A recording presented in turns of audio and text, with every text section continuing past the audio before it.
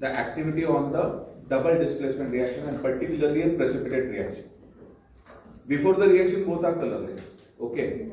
Now we will try to add this potassium iodide, which is colorless, into the lead nitrate, and we'll see what happens to it. Okay. Just observe, clearly observe that what is going to happen.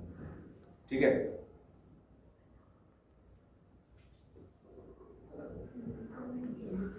What has happened? Yellow precipitate. Okay. Suddenly the color has changed.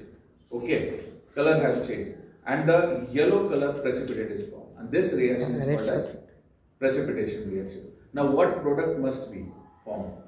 Lead nitrate था, potassium iodide. तो क्या form हुआ? Potassium nitrate and lead iodide. ठीक है? तो ये lead iodide है या potassium nitrate? Yellow color lead iodide.